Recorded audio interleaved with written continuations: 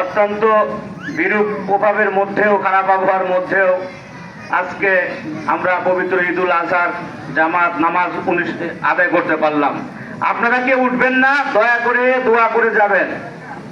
উঠবেন না, উঠলে বিশৃঙ্খলা হয়, এটা ঠিক হচ্ছে না, কিন্তু উঠা যাবে না। 1 বছর পরে একটা ঈদগাহ, এখানে আমাদের আত্মীয় স্বজন সকলের জন্য দোয়া করা হবে। আপনারা কেউ দয়া করে বিশৃঙ্খল সৃষ্টি করবেন না।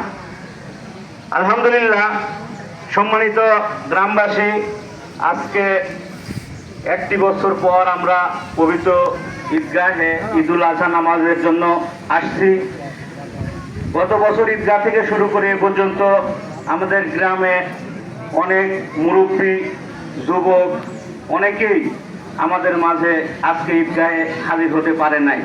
আপনারা হয়তো আপনাদের পাশ থেকে খেয়াল করলে দেখতে পাবেন আমাদের আত্মীয় স্বজন অনেকেই আজকে আমাদের ডানে ছিল, বাঁয়ে ছিল, কিন্তু আজকে নাই।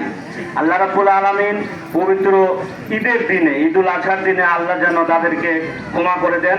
আপনারা সবাই আল্লাহর কাছে বলেন আল্লাহুম্মা আমিন। সম্মানিত গ্রামবাসী, প্রত্যেকবার আমাদের ঈদগাহে, আমাদের 2টি ঈদগাহে 2 দিনের যে আয় হয়, এটাতেই আমাদের ঈদগাহ পরিচালিত হয়। লোক সংখ্যা বেশি হয় ক্রমান্বয়ে আমাদের জমির দরকার হচ্ছে। এখানে 2 শতক জায়গা নেওয়া হয়েছে এবং এটা রেজিস্ট্রি করা বাদ আছে।